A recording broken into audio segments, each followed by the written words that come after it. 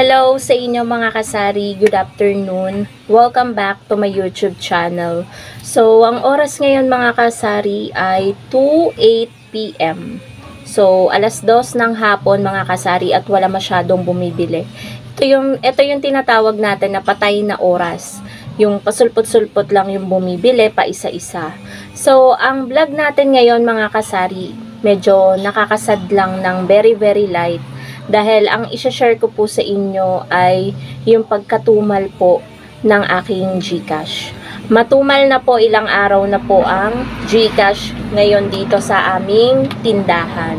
At ang naisip kong dahilan kung bakit mga kasari tumumal ang GCash, dito nga dahil dito sa bagong bukas na tindahan. Nag-GCash din kasi sila. 'Di ba sabi ko sa inyo mga kasari nung nakaraan, nung hindi pa sila nag-o-open or wala pa silang GCash, talagang malakas dito ang GCash, gawa ng lalo na kapag merong sabong dito. Ngayon, 'di ba, kapag papaganyan ang mga customer, yung magpapa-GCash, sila na yung unang napupuntahan na tindahan. So, wala nang nakakapunta at nakakarating dito na mga magpapa-GCash. Kaya ako mga kasari, medyo nalulungkot ako. Kasi tulad kahapon, bali kagabi, magkano yung tinubo ko? 200 plus. Hindi ako nagbilang ng tubo ko nung isang araw. Di bali 2 days ko, 200 plus lang yung aking tinubo. Pero kahit yun mga kasari ay 200 plus lang, nagpapasalamat pa rin ako doon dahil may tubo pa rin tayo. Ang ikinakalungkot ko lang mga kasari, yung 200 plus na yun, minsan higit pa doon yung tinutubo ko sa isang araw lang. Kaya ramdam ko talaga mga kasari yung pagkatumal ng aking GCash. Tulad ngayong araw na to, wala pa yatang 50 pesos mga kasari yung tubo ko sa GCash. As in sobrang tumal. Yung transaction ko ngayon alas 2 ng hapon, siguro iilan pa, mga ano pa lang, wala pang 10. Kaya ako ay medyo nalulungkot talaga mga kasari. Wala naman tayong magagawa, alangan namang pagbawalan natin yung kakabukas lang na tindahan doon na wag silang mag-GCash, diba? Wala naman tayong karapatan na ayun guys, napagbawalan sila. So, ang gawin na lang natin siguro is ipagpatuloy na rin natin yung pag-GCash. Mababa naman yung ating charge. So, just go with the flow na lang, tanggapin natin yung pagkatumal. Kasi yung pagkatumal naman mga kasari, hindi naman yan always.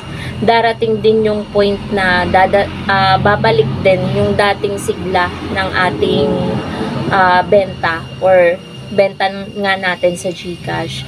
Yun kasi yung naging pananaw ko ngayon mga kasari, na kapag may dumaan sa atin na pagkatumal sa ating mga sari-sari store owner, hindi naman yan matumal lang always.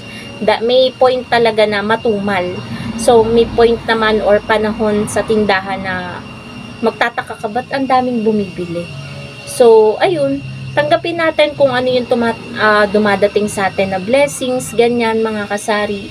Or kung hindi kayo makontento, alam niyo yun, 'di ba? Nag-share na rin ako sa inyo ng mga tips. Dapat ako lang yung nag-share, 'di ba? So, ayun nga, ayun, nakalimutan ko yung sasabihin ko mga kasari.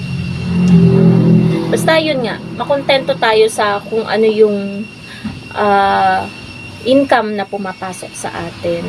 And yun lang talaga mga kasari yung naisip ko kung bakit tumumal yung aking GCash. Alam niyo yung nasa loob na nga yung tindahan mo. Talagang yun talaga yung dati ko pang pinagpe-pray yung wag sanang may magtayo ng tindahan na mauunang puntahan ng customer. Kasi dito guys, sa parting yan, sobrang dami na nang nagtatayo ng mga kainan. Meron ding mga tindahan, nadagdagan pa ng isang tindahan. So, yung mga dati, as in mga kasari, nagtataka talaga ako. Minsan, dilim pa lang, meron ng bibili sa akin ng mga magsasabong, 1 kaha, 2 kahang Marlboro Red. Ngayon talaga, hindi na ako nakakaranas na mabilhan ng 1 kaha. Kasi nga, nagkaroon tayo ng malupit na kakumpetensya. As in malupit kasi napakaganda ng kanilang pwesto. Talo tayo dun mga kasari pagdating sa pwesto. Kasi alam nyo naman yung pwesto, ng ating tindahan ay hindi tabing kalsada, hindi masyadong kita ng mga magdadaan. Kaya ayun talaga mga kasari ang pinagpe-pray ko kay Lord na mabawi talaga at mabili ulit namin itong harap yung bakanting lote dito na lupa namin dati. Nabenta kasi yan magsa 17 years ago nung ipinanganak yung panganay kong pamangkin. Pinanganak siya nung panganay naming kapatid. Nangailangan ng pera kaya naibenta siya ng 1,000 pesos per square meter. Ganon kamura guys. Tabing kalsada to. Wala na tayo mabibilhan ng ganon kamura. Yung mga liblib nga na 3,500, 3,000 per square meter. Ito tabing kalsada pa. Ganon kamura ang lupa noon. So balik na nga tayo guys dun sa usapan natin na yung pagkatumal ng aking GCash. As in mga kasari, gusto nyo ipakita ko sa inyo yung kaha ko para malaman nyo talaga na walang masyado pang nagpapa-GCash. So, ito mga kasari yung ating cash box. Ito pa lang yung tubo natin ngayong araw. So, bibilangin ko 5, 10, 15, 20, 25, 30, 35, 40, 45. Nasa 50 pesos na mga kasari. Ayan. Umabot na rin ng 50 pesos. And I think ito yung pinaka mababa na tinubo ko sa isang araw. As in mga kasari, minsan kasi may transaction ako na merong magkakash out ng 5,000, instant 100 pesos na kita na agad yon. Sa ilang minuto lang yon. Tapos maya-maya, meron namang magpapakash in ng 6,000. Magkano ang 6,000 mga kasari? 120. So, instant 120 pesos na dagdag kita or kita agad natin yun. Ngayon talaga mga kasari, lahat ng dumadating na customer, nasasalo nila lahat. Kaya yung mga mapapapunta na lang dito is yung siguro naiinip mag-antay sa kanila dahil ang GCash naman, 'di ba? Hindi yan madalian. Medyo mabagal talaga pag nagpa-GCash. Siguro sa inip, siguro mga 5 ang nakapila, yung 2 aalis na lang dito na pupunta. Mga pumupunta na lang dito guys, mga magpapakash in ng 100, mga magpapaload, ganun lang. Magkano lang naman yung patong natin sa load, plus 3, plus 5 kapag above na, plus 10 kapag medyo malaki na pero bihira lang naman may mag-load ng ganun. Kaya, ayun guys, nakakalungkot pero kailangan nating tanggapin yung pagkatumal. Iisipin na lang natin mga kasari na sa ganitong negosyo na pagsasari-sari store ay patagalan talaga yan, patatagan, alam niyo yon, pasipagan. At yun yung labanan kasi guys kapag sari-sari store.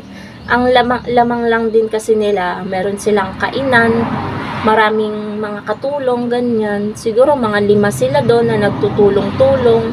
Medyo malago din guys yung kanilang tindahan kasi nga meron silang pampuhunan na malaki. And nakita ko meron na ding nakapaskil na business permit. So good naman yun guys, kahit kaka-open lang nila ay legal yung negosyo nila, meron silang business permit. So ayun, hindi lahat ng pagkakataon, 'di ba mga kasari? Yun nga ang sinasabi ko sa inyo. Hindi parating Pasko sa sari-sari store. Darating talaga yung pagkatumal. Kaya yung pagkatumal na 'yan magpapalungkot sa ating mga tindera, pero iisipin pa rin natin na may bukas pa. Hindi naman parating matumal. So, yun lang naman mga kasari ang isi-share ko sa inyo about dito. Wala pa naman tong 1 week na nararanasan ko. Siguro mga pa lang 3 to 4 days diyan ako nakakaramdam na ng tumal. Kasi nagtataka talaga ako mga kasari. Sobrang tumal ng GCash. Pero okay pa rin naman. Laban tayo mga tindera na namumroblema sa mga kakumpetensya. Pero yun nga po, wag po natin masyadong kaisipin para hindi po tayo ma-stress. So yun lamang po mga kasari. Thank you so much for watching and don't forget to subscribe. Happy selling po sa inyong lahat. Bye!